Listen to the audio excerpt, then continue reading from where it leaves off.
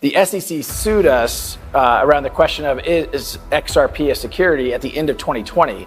And I'll admit, the beginning of 2021 was a stressful, Q1 was a stressful quarter for sure, because you now have a lawsuit in the largest economy in the world, and you didn't know how your existing customers would react, let alone new customers. And what we have seen since then, it particularly non-US, well over 95% of the customers we've signed in the last 2 years are non-US. Our activity is growing more and more outside the United States, and it's because you have this confusion in the United States. So we're now processing billions of dollars of transactions every quarter, and well over half of our total transaction volume, because we do have a fiat and XRP enabled product called on-demand liquidity.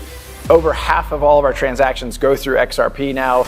That has grown, and so again, we're continuing to sign more contracts, more customers, and then the contracts and customers we have grown, partly because we opened more corridors, more currency pairs.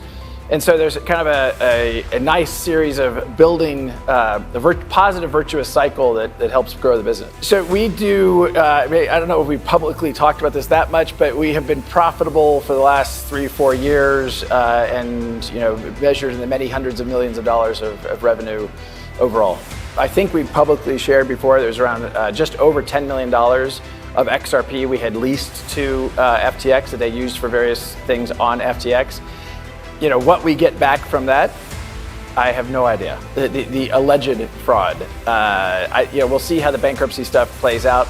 And as I said, regardless of that, again, some companies were way overexposed and I think found themselves in a very stressful situation because they had too much exposure, too much debt, too many of those types of things. And for us, that I think represented about 1% of liquid assets. So, I would rather not lose that money, and I'm hopeful that through the bankruptcy process we get some or all of it back, but it's not too consequential to the business. Saying that our sales of XRP represented sales of unregistered securities.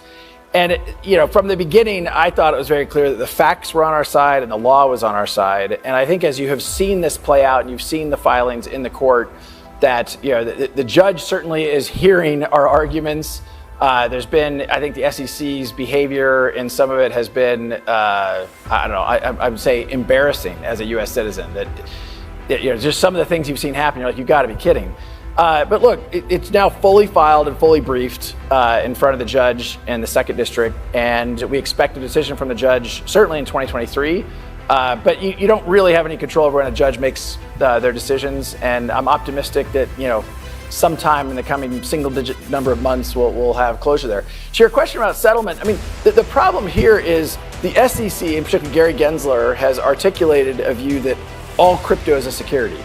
The only way that Ripple would settle, and I've said this at the very beginning, the only way we would settle is if there's clarity that XRP is not a security on a go-forward basis. So you have this conundrum where the SEC is saying all crypto is a security. We're saying there's only a settlement if we can say XRP is not a security on a go-forward basis. So the Venn diagram for settlement is, I think, zero.